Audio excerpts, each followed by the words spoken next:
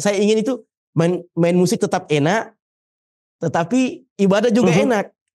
Allah. Tetapi bertahun-tahun saya jalani itu, Ustaz. Bertahun-tahun saya jalani, itu tidak bisa. Saya selalu cari cara bagaimana caranya kira-kira agar kalau saya main band-band tidak juga terganggu dengan sholatku. Tetapi ternyata saya tidak bisa, Ustaz. Ternyata itu memang saat terakhir abdi saya, Ustaz. Ternyata orang tua saya mau meninggal, ayah saya meninggal pada waktu itu. Dan saya ini orang yang pertama lihat ayah saya meninggal. Ya, artinya saya selalu ingat nasihatnya ayah saya waktu itu. Dia tahu saya ini maksudnya buruk, tetapi ayah saya selalu mengatakan, saya tetap percaya kamu, nak. Artinya karena dia namakan saya Faris Abdullah Ma'mun, selalu dia ulang-ulang itu. Kalau dia sebut nama saya selalu dia ulang-ulang artinya itu. Dia bilang, kau ini pejuang hamba Allah. Dia bilang, kau ini pejuang hamba Allah. Hafiz Story, inspirasi dari Hafiz dan Qori. Bismillahirrahmanirrahim. Alhamdulillah, wassalatu wassalamu ala Rasulillah wa ala alihi wa sahbihi wa man walah, wa la hawla wa la quwata illa billah, amma ba'da. Kembali bersama kita di podcast Inspirasi Hafiz dan Qari. Masya Allah, podcast yang super santai, tapi insya Allah semoga manfaatnya luas bisa didapatkan oleh kaum muslimin, terutama bagi mereka yang merindukan untuk menjadi penghafal Al-Quran, menjadi da'i, menjadi qari, dan orang yang bermanfaat untuk agama, bangsa dan negara, insya Allah. Alhamdulillah, tamu kita di edisi kali ini mengingatkan saya dengan sebuah kisah. Suatu ketika salah seorang sahabat Nabi SAW yang bernama Abdullah bin Mas'ud radhiyallahu anhu di Kufah melewati sekelompok pemuda yang lagi disebutkan di biografinya itu, atau disebutkan dalam kisah itu, lagi mabuk-mabukan. Dan di antara mereka ada seorang lelaki bernama Zadhan. Dia adalah seorang penyanyi yang suaranya terkenal dengan kemerduannya, bernyanyi di tengah-tengah mereka. Ibnu Mas'ud melewati sekelompok pemuda itu dan berkata, "Ma ajmala hadha as-saut law kana bil Qur'an." Aduhai, betapa indahnya suara ini andaikan digunakan untuk membaca Al-Quran. Beliau kemudian berlalu pergi. Zadhan yang mendengar perkataan tersebut bertanya kepada mereka, siapa orang itu? Siapa tadi yang berkata seperti itu? Dikatakan bahwasanya dia adalah Ibnu Mas'ud, sahabat Nabi SAW. Zadhan kemudian mengejarnya. Kemudian beliau menyatakan taubatnya kepada Allah Subhanahu wa Ta'ala dan menjadi salah seorang di antara muridnya. Bahkan di kemudian hari Zadhan ini banyak atau meriwayatkan hadis dari Abdullah bin Mas'ud, juga Salman Al-Farisi dan sahabat-sahabat yang lain radhiyallahu anhum jami'a. Para ikhwah dan pemirsa yang dimuliakan oleh Allah Subhanahu wa Ta'ala, Nabi juga mengajarkan kita sebuah doa, Allahumma ahsin Allahumma ahsin lana fil umuri kulliha wa ajirna min khizyi dunya wa adzabil akhirah. Ya Allah, perbaikilah akhir dari segala urusan kami, ya, dan selamatkan kami dari azab neraka-Mu di dunia dan di akhirat. Al-ibrat bil khawatim. Ya, dan yang menentukan itu adalah penghujungnya, dan semoga Allah Subhanahu wa Ta'ala memberikan kepada kita keistiqomahan. Langsung saja, tamu kita kali ini adalah Ustadz Faris. Beliau ini, Masya Allah, saya mengenalinya dulu sebelum hijrah. Ini mimba bitahadduts bin ni'mah. Sebenarnya ini beliau ya mungkin malu-malu untuk menyampaikan, tetapi sahabat juga radhiyallahu anhum jami'a, terkadang mereka itu ketawa-ketawa, ya, berbicara di antara mereka mengingat masa-masa jahiliyah mereka dulu. Dijadikan kenangan bukan untuk mubaha, bukan untuk dibanggakan, tetapi untuk diambil ibrah dan pelajarannya. Beliau adalah Ustadz Faris, dulu adalah mantan gitaris di sebuah band yang terkenal, sampai beliau berkelana memperdalam ilmu gitarisnya, cuma tidak sempat beliau berguru ke saya waktu itu. Bergurunya ke Jakarta. Bergurunya ke Jakarta. Dan selanjutnya Masya Allah beliau berubah haluan 180 derajat. Allah Subhanahu wa Ta'ala memberikan hidayah, ya, dan setelah itu beliau giat menuntut ilmu, menjadi seorang dai, ya, dan pengisi utama kalau tidak salah di sebuah acara di radio atau di TV Mu'ad, ya, yang terkenal di Kendari, ya, dan juga beliau sering memimpin salat, ya, di Masjid ICM Islamic Center Mu'ad Ibn Jabal. Ini masjid yang istilahnya sebagian ikhwah di sana, masjid yang angker dalam tanda kutip, tidak sembarang yang tampil, baik imam atau khatib, ya, lutut bisa gemetaran, tetapi beliau juga sering tampil di masjid itu, baik imam atau khatib. Langsung saja kita sapa beliau. Ustaz Faris, Assalamualaikum warahmatullahi wabarakatuh. Waalaikumsalam warahmatullahi wabarakatuh, Ustaz. Gimana kabar antum? Alhamdulillah, Ustaz. Alhamdulillah. Tahun berapa kita ketemu itu, Ustaz? Antum masih ingat? Masih, Ustaz. Ana masih ingat waktu itu di rumah Ustaz Zezen. Antum mengisi di masjid tahun Ar-Rahim. Iya. Tahun berapa itu? Tahun itu sekitar tahun 2005 sepertinya. 2005 berarti kayaknya saya masih bujang waktu itu, ya. Masih jomblo waktu Ustaz. itu. Ya. Masya Allah. Makanya jangan remehkan jomblo, ya. Mau ke Sudan atau sudah ada? Oh ya, betul. Saya ke Sudan itu 2000. Enggak. Saya ke Sudan itu, Ustaz, 2004. Oh, berarti tahun itu juga. Iya, tahun itu kayaknya, Ustaz. Ya, awal 2004. 2004. Ya, awal 2004. Masya Allah. Kita ketemu kalau nggak salah antum kameramen waktu itu, ya. Bersama dengan Akh Yusuf. Iya, betul, Ustaz. Masya Allah. Di situ ya orang memperkenalkan antum, walaupun antum tidak tahu, ya antum dibicara belakang waktu itu. Wah, itu namanya Ustaz Faris itu.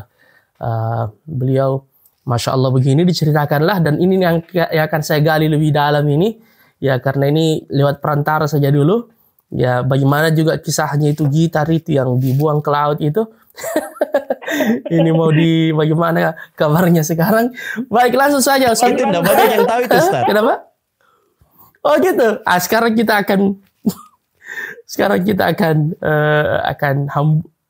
akan hamburkan nih. Baik, tafadhal Ustaz Faris, silahkan. Saya kasih kesempatan antum dulu di mukaddimah sebelum kita menggali lebih jauh. Antum lahir di mana, besar di mana, berapa bersaudara, sekolah di mana, perjalanan hidup sebelum antum disapa oleh hidayah, insyaallah. Tafadhal. Jadi saya bercerita, ya. Oke. Ya. Bismillahirrahmanirrahim. Bismillahirrahmanirrahim. Assalamualaikum warahmatullahi wabarakatuh. Pertama-tama saya menjadikan segala puji dan syukur atas kehadirat Allah Subhanahu wa Ta'ala, atas segala karunia dan nikmat yang senantiasa dianugerahkan, nikmat yang tak terhingga tentunya, dan terkhusus dengan nikmat hidayah Islam, dan juga kepada sunnah Rasulullah SAW, alhamdulillah. Dan juga tak lupa salawat dan taslim semoga senantiasa tercurah kepada Nabi kita yang mulia Rasulullah Muhammad SAW beserta keluarga, para sahabat, dan orang-orang yang mengikuti beliau hingga hari kiamat kelak. Dan juga melalui kesempatan ini saya ingin sekaligus mengucapkan terima kasih dan jazakumullah khairan kepada Ustaz Harman beserta tim yang telah mengundang untuk mengikuti program dalam podcast di program ini. Ya, sebagaimana yang dikatakan tadi, mudah-mudahan ini menjadi sarana yang bisa memberikan manfaat. Semoga Allah Subhanahu wa Ta'ala senantiasa menjaga hati kita dari berbagai macam kotoran ria dan yang lainnya, dan mudah-mudahan bisa menjadi inspirasi dan manfaat bagi para pemirsa, khususnya bagi saya secara pribadi. Baik, berkaitan dengan perjalanan ya saya kebetulan adalah bukan kebetulan sebenarnya. Allah Subhanahu wa Ta'ala takdirkan saya adalah anak terakhir ya dari 4 bersaudara dari ibu saya, kemudian dari ibu sebelumnya itu saya memiliki 9 bersaudara. Jadi saya punya saudara lain ibu, Ustaz. Ya, tetapi ya Masya Allah. saya adalah anak terakhir dari keluarga. Nama asli saya Faris Abdullah Ma'mun. Kata Ma'mun sendiri itu dari ayah saya ya, Bapak Laudetua Ma'mun. Saya suku Buton. Tinggal di Kota Kendari, alhamdulillah tinggal di Kota Kendari alhamdulillah dari kecil. Kemudian tumbuh sekolah, saya lahir tanggal 12 April 1979. Mungkin sekarang sudah usia kurang lebih 45 tahun ya. Oh, berarti antum kakak saya ini. Kak Faris. Tidak. Kalau dalam masalah ilmu tidak ada yang tua, tidak terkait dengan umur. Tapi kalau umur yang hakiki antum kakak saya. Ya, ada ke 100. Coba. Tapi kita senasib dua hal, Ustaz. Afwan, sebelum lanjut. Kita sama-sama anak keempat, sama-sama anak bungsu, dan sama-sama dari Buton. Masya Allah. Ya. Antum? Ya. Masya Allah. Betul. Jadi Buton itu di Makassar singkatan dari Bulukumba Tonji. Bulukumba Tonji. Buton itu singkatan dari Bulukumba Tonji.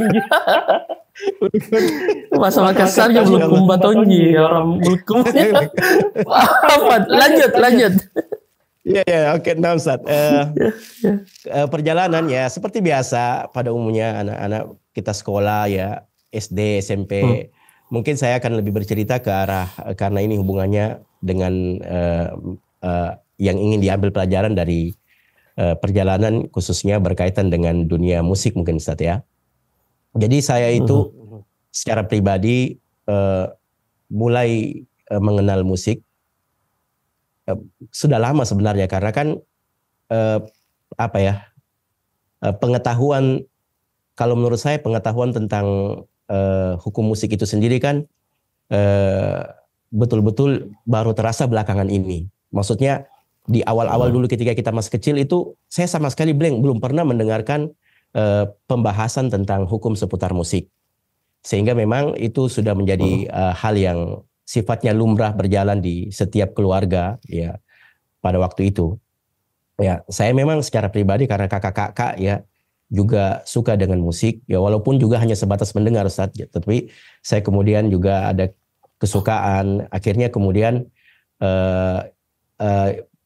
mulailah belajar alat musik. Saya belajar gitar itu kurang lebih di usia kelas dari SMP kelas 3 ya, menjelang SMA. Saya mulai belajar gitar di situ dan belajarnya intens. Belajar sendiri kemudian sampai bisa main, akhirnya berkembang di kelas 2, kelas 3 mulai main-main secara band bersama dengan teman-teman. Tetapi hanya sebatas teman-teman sekolah waktu itu, Ustaz. Mulai terjun ke profesional itu. Dalam hal ini profesional dalam arti kita mulai betul-betul menggeluti. Ya, saya betul-betul menggeluti itu memang mulai pada masa kuliah. Ya, di sana saya mulai betul-betul menggeluti, main festival-festival, kemudian juga terlibat dalam program-program acara di RRI waktu itu. Nah, sehingga saya direkrutlah untuk menjadi home band. Ya, saya direkrut menjadi salah satu home band di Kota Kendari yang memang melayani kegiatan acara-acara lah istilahnya. Jadi kita itu di antara generasi yang sangat muda yang bergabung di generasi tua waktu itu saya. Ya, jadi sudah mulai main waktu itu. Nah, kebetulan ada salah seorang teman saya waktu itu, dia pemain keyboard. Itu dia setelah itu berangkat ke Jakarta.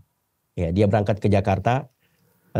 Di sana, kemudian lama di sana dia ajak saya waktu itu.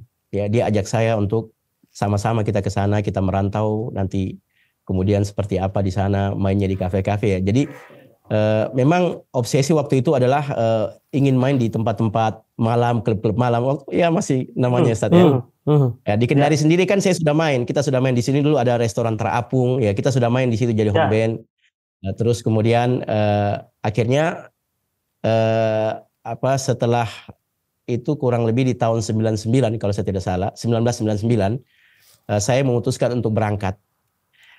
Mungkin sedikit saya jelaskan, sebenarnya orang tua saya itu, Ustaz, itu tidak setuju sebenarnya. Cuman karena ya namanya kita bandel ya, anak bandel ya.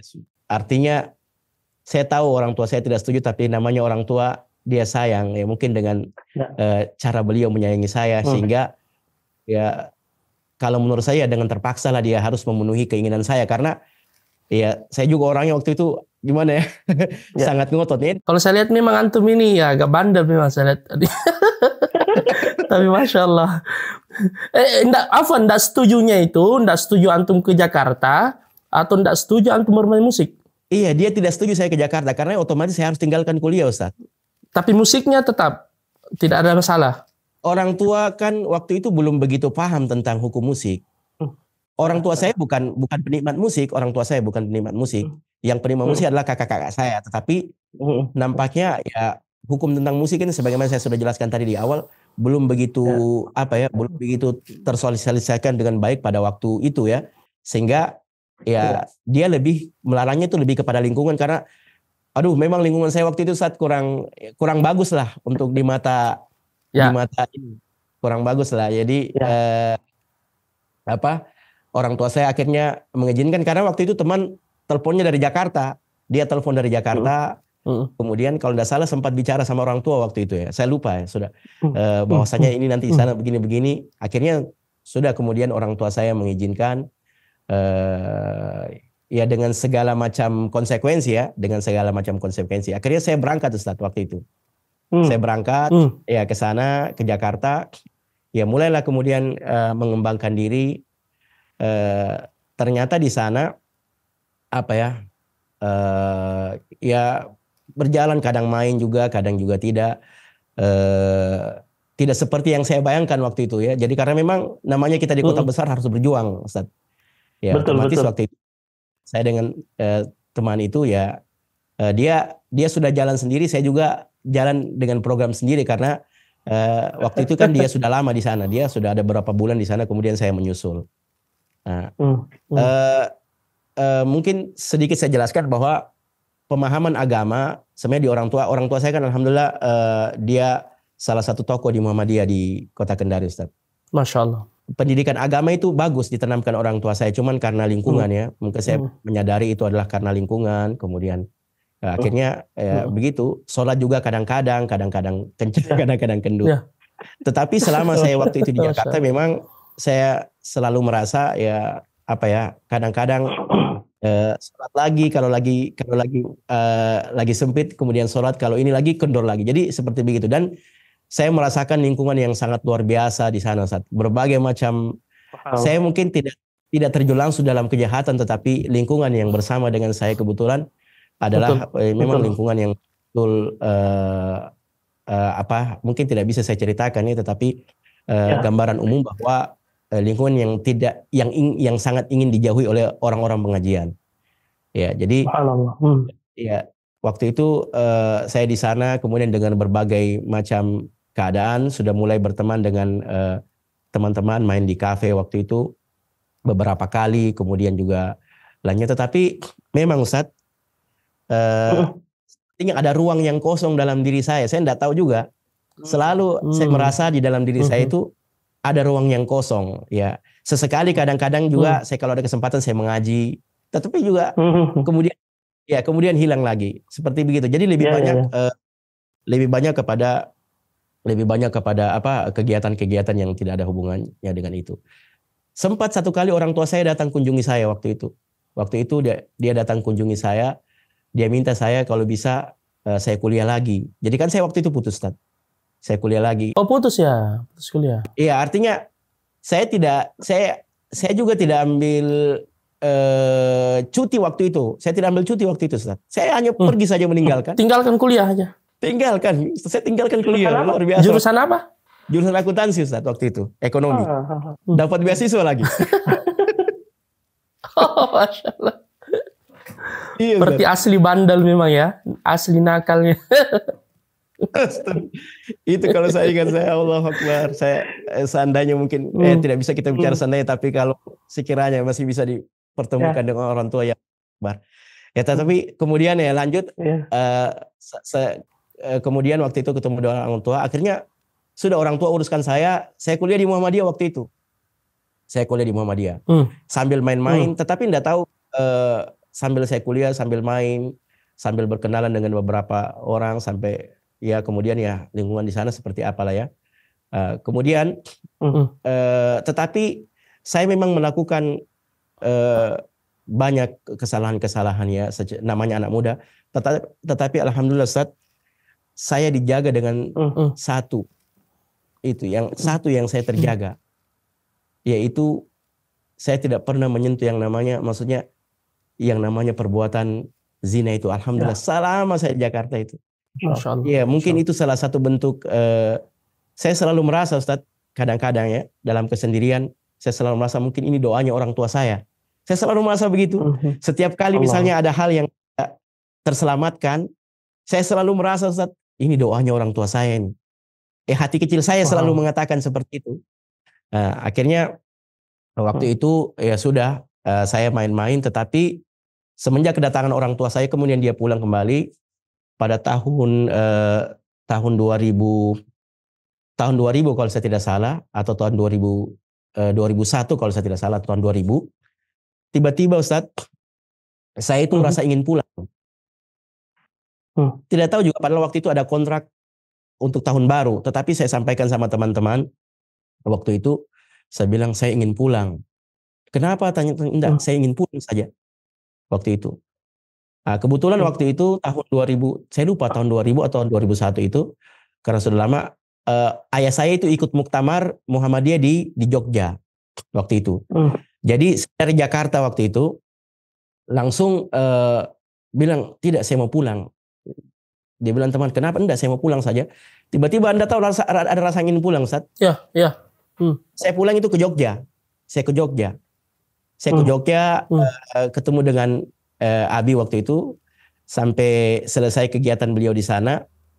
Kemudian saya ikut beliau pulang sama-sama. Jadi saya sama-sama beliau pulang dari Jogja.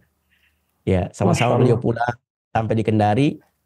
Ya, sampai beberapa lamanya, mungkin tidak sampai setahun lah. Ternyata itu memang saat terakhir abi saya, Ustaz. Ternyata orang tua saya mau meninggal, ayah saya meninggal pada waktu itu. Ya. Dan saya ini orang yang pertama lihat ayah saya meninggal.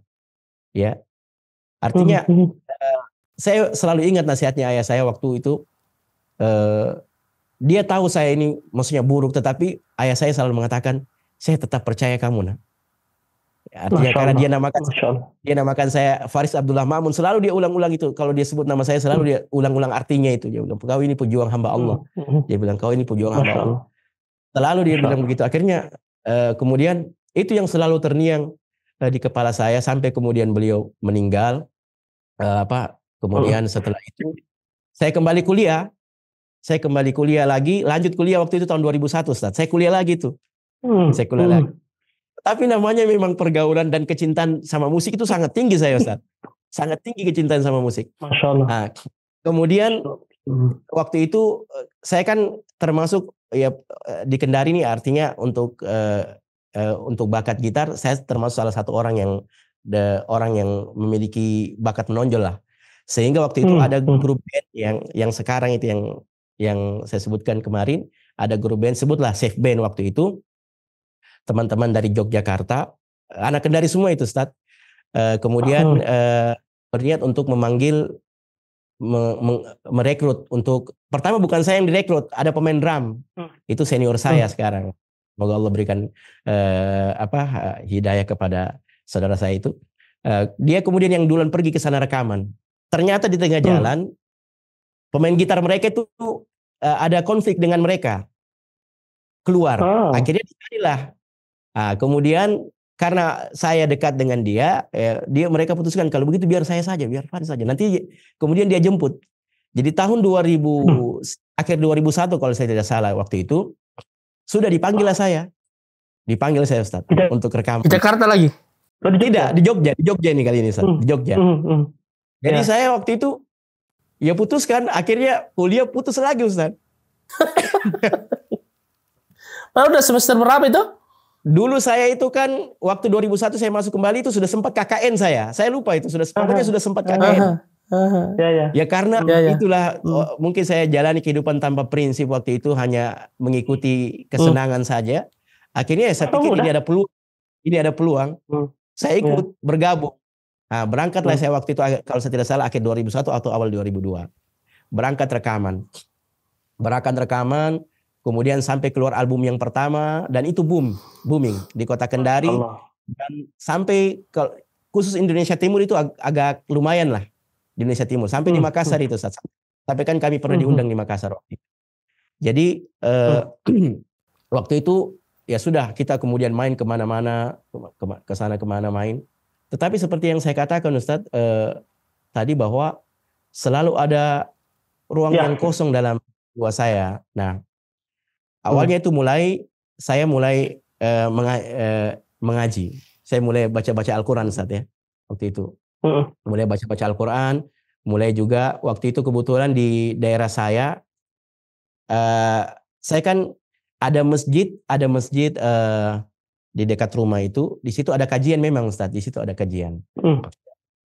Saya mendengarkan kajian, kebetulan kajian dari teman-teman salaf waktu itu, saya lagi duduk dengarkan kajian tentang kajian tentang bagus lah menurut saya. Akhirnya saya ketika mendengarkan kajian itu teringat dengan nasihat-nasihat orang tua ya. Kalau orang tua kan memang dia karena Muhammadiyah ya, jadi memang kalau kita tahu kalau Muhammadiyah kan lebih dekat ke pemahamannya ke ini kan, dia tidak banyak meninggalkan hal-hal yang sifatnya khurafat dan seterusnya. Nah sudah ya, sepertinya ada muncul semangat begitu Ustaz. Setelah itu ada muncul semangat, jadi saya mulai coba-coba lagi untuk rajin sholat. Tetapi di saat yang sama kan saya sudah tergabung dengan band, akhirnya masih terus band. Tetapi mulai itu saya mulai sedikit-sedikit sholat Ustaz. Artinya saya mulai menjaga sholatku mulai saat ini. Tidak bolong-bolong lagi. Saya lupa ya, tetapi nampaknya itu saya teringat itu di album kedua itu saya sudah tidak bolong, karena di mana-mana itu kita pergi konser di mana saya tetap sholat. Itu sama teman-teman juga sebenarnya, sama sebagian teman-teman. Jadi setelah itu saya mulai mengaji, tetapi yang menjadi persoalan memang setiap kali saya sepertinya dalam hati saya kok tidak bisa saya ini ya, maksudnya saya ingin itu main musik tetap enak, tetapi ibadah juga enak. Tetapi bertahun-tahun saya jalani itu Ustaz, bertahun-tahun saya jalani itu tidak bisa. Saya selalu cari cara bagaimana caranya kira-kira agar kalau saya bisa sholat dengan baik, kalau saya main band-band tidak juga terganggu dengan sholatku, tetapi ternyata saya tidak bisa Ustaz. Bahkan di setiap konser kadang-kadang kita berdoa dulu, saya yang pimpin doa biasa sebelum konser. Iya betul Ustaz, ada cerita. Jadi kita sebelum konser ya main sudah seperti itu. Akhirnya dan setelah konser sujud syukur. Tidak. Jadi saya sudah mulai belajar sampai pernah satu kali saya dari hasil main band itu saya belikan beras 1 karung. Saya beli beras 1 karung, kemudian saya sumbangkan sama teman-teman yang pengajian itu, yang teman-teman salaf. Tetapi saya sampaikan sama dia, kan saya sadar diri. Saya sampaikan sama dia. Saya bilang, kira-kira kalian terima kah ini? Saya bilang, ini sumbanganku. Dia bilang, ini ya, tunggu saya tanya dulu ustadku. Oh iya. Jadi beras itu saya simpan dulu. Nanti sudah bilang iya, baru kemudian saya kasih. Dan dulu kan saya punya teman. Di sekolah itu saya punya seorang sahabat. Dia memang sahabat ini dia ikut pengajiannya. Dia sudah ikut pengajiannya. Dia sudah aktif. Waktu saya memilih untuk rekaman itu sampai sekarang itu saya masih ingat kata-katanya. Tapi kata-kata itu juga lah yang kemudian menjadi semacam apa ya, pembuka bagi saya. Dia mengatakan begini sama saya. Saya sampaikan sama dia waktu itu, saya mulai rekaman, saya bilang apa tidak bisa. Itu sahabat saya dari SMA. Saya bilang tidak bisa kita sama-sama lagi seperti dulu. Dia bilang sama saya begini, Ustaz. Kamu sudah pilih jalanmu. Itu saya sedih, saya dengar seperti itu waktu dia mulai waktu dia menyampaikan sama saya, kamu sudah milih jalanmu seperti itu. Dia bilang, ya saya tidak bisa ini seperti itu. Saya sedih sekali waktu itu. Jadi saya seperti ditinggalkan oleh seseorang yang bagaimana ya? Saya anggap dia sebagai panutan lah. Tetapi waktu itu saya sedih ya. Tetapi sudahlah, setelah itu berlalu, kemudian saya mulai memperbaiki diri dengan sholat. Akhirnya saya beli, setelah itu saya beli Al-Quran. Al-Quran itu sudah tidak ada, hilang waktu itu Al-Quran. Itu Al-Quran, ada Al-Quran terjemahan, itu Al-Quran Syamil, Ustaz. Yang terjemahan itu, yang kecil. Ya, itu kan ada terjemahan. Jadi saya punya kebiasaan itu, Ustaz, baca Al-Quran, baca terjemahannya. Baca Al-Quran, itu kadang-kadang saya nangis, kadang-kadang saya nangis sendiri saja, baca sendiri, nangis sendiri. Tetapi tetap saja main band kita. Akhirnya kemudian setelah album pertama itu, kita kembali rekaman di album kedua. Nah, pas rekaman di album kedua, memang saya sudah mulai merasa bagaimana ya, karena bertahun-tahun saya berupaya untuk bagaimana saya bisa ibadah dengan baik, tetapi dengan tenang, tetapi juga musiknya jalan. Ternyata faktanya saya tidak bisa seperti itu, Ustaz. Artinya tetap saja ibarat begini ya, batu yang saya sudah susun sebagai tembok, ibarat dalam satu hari itu bisa hancur gitu loh. Artinya seperti yang saya usahakan itu menjadi sia-sia. Saya rasa seperti itu. Ini hanya perasaan hati saja, perasaan. Sehingga saya merasa kadang-kadang rasa capek, rasa ini. Akhirnya kemudian mulai muncul. Jadi saya mulai waktu itu kemana-mana saya bawa Al-Quran itu. Jadi kemana-mana saya ngaji. Sampai biasa itu Ustaz, Al-Quran itu kalau orang biasa taruh gitarnya itu kalau misalnya naik pesawat, dia taruh gitarnya di bagasi. Saya tidak, saya bawa gitar saya itu di cabin. Kenapa? Karena di situnya itu ada saya selip Al-Quran saya, Ustaz. Jadi di casing gitar saya itu, Ustaz, ada tasnya di luar. Di atasnya itu Al-Quran, Ustaz. Al-Quran Syamil itu, Ustaz. Jadi kalau ada waktu lowong, saya baca-baca lagi. Saya baca-baca lagi. Jadi iya seperti itu, Ustaz. Jadi seperti itu terus. Nah, mulailah setelah itu tiba-tiba ada rasa semacam paranoid. Jadi kalau setiap saya naik pesawat itu saya takut. Saya takut mati waktu itu, Ustaz. Jadi enggak tahu kenapa ada perasaan kayak takut mati, sampai saya pernah berbincang berdua dengan sahabat saya yang alhamdulillah juga sekarang sudah alhamdulillah mudah-mudahan istiqomah, dia sudah hijrah juga ya. Sahabat saya ini dia di grup juga, dia adalah orang yang sangat dekat dengan saya. Kita pernah berbincang berdua, saya bilang, saya panggil dia Im. Kayak kita jangan mati dalam keadaan seperti ini. Mati bawa gitar. Iya, mati. Maksudnya Ustaz, kita sadar, tapi memang niatnya kita ya cuma cari uang kan, kita kan ini niatnya uang profesional kan, gitu. Nampaknya juga uang yang tidak tahu lari kemana itu uangnya, Ustaz. Jadi ya begitulah ya, karena ya pekerjaannya seperti itu, juga kehidupannya juga tidak jelas. Jadi akhirnya jadi di setiap konser saya selalu bawa Al-Quran itu. Tetapi selalu saja rasa takut itu menghantui saya, Ustaz. Saya tidak pernah tenang dalam kehidupan. Tidak tahu kenapa. Saya selalu tidak pernah tenang. Mungkin ini salah satu di antara setelah saya merenungkan, setelah saya hijrah, Ustaz ya, saya mungkin berpikir mungkin ini salah satu di antara cara Allah Subhanahu Wa Taala untuk menjauhkan. Allah punya banyak cara, Ustaz ya, untuk menjauhkan seseorang.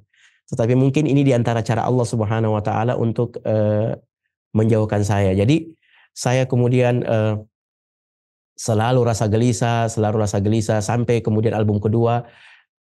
Rasa gelisahnya itu terlebih lagi ketika kita konser, misalnya orang-orang laki-laki dan perempuan itu di depan saya itu, Ustaz, bagaimana ya? Iya betul. Mereka, iya, terakhir saya main itu waktu itu di Palopo. Di Palopo, maksudnya main di luar kota, terakhir itu di Palopo. Saya lihat sendiri itu di depan saya bagaimana laki-laki dan perempuan. Akhirnya dalam hati kecil saya, ini tidak benar ini kita. Jadi saya punya kebiasaan setiap kalau sebelum berangkat main, besoknya misalnya mau naik pesawat, malamnya saya sholat, Ustaz. Salat taubat. Saya takut mati, enggak tahu ini bercampur antara paranoid atau apa. Saya takut di pesawat, saya mati di pesawat atau bagaimana. Jadi sebelum berangkat saya sholat memang. Ya Allah, mudah-mudahan dosa ini diampuni atau bagaimana. Ya perasaan seperti itulah. Kemudian sampai akhirnya di Jogja itu rekaman kedua kita jalani.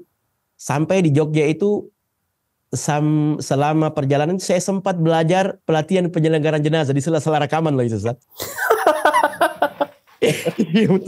Jadi ada tempat masjid yang biasa saya sholat. Itu saya lihat, ada pelatihan penyelenggaraan jenazah. Saya ikut itu sampai selesai pelatihan. Jadi di sela-sela rekaman itu saya ikut. Masya Allah. Iya. Jadi karena saya ingat itu ada pesan orang tua saya, dia ingin saya belajar tentang tata cara penyelenggaraan jenazah dulu. Terus kan waktu itu kan saya belum sempat, sampai meninggalnya orang tua saya belum sempat belajar. Nanti itu kemudian saya belajar sampai selesai. Nah, setelah saya selesai saya ingat betul di tahun itu seumur-umur barusan kali itu saya khatam Al-Quran di bulan Ramadan. Selalu tarik-menarik. Jadi saya belum tahu tentang hukum musik ya. Kita ini hanya tahu pembenaran bahwasanya ini kan kita cari maisha, cari uang, cari ini. Selalu membenarkan seperti itu. Sampai kemudian suatu saat ketika sudah kembali ke Kendari waktu itu, habis konser, ada masa jeda waktu itu, saya tiba-tiba malam bermimpi. Di malam hari, saya lupa hari apa, di tengah malam saya mimpi, saya lihat itu langit, awan hitam, tiba-tiba awan itu terbelah mengeluarkan seperti cairan yang seperti itu kalau besi yang dipanaskan itu, ada seperti cairan besi yang dipanaskan, kurang lebih seperti itulah saya lihat. Tiba-tiba saya terbangun, saya kaget, langsung saya menangis, langsung saya menangis.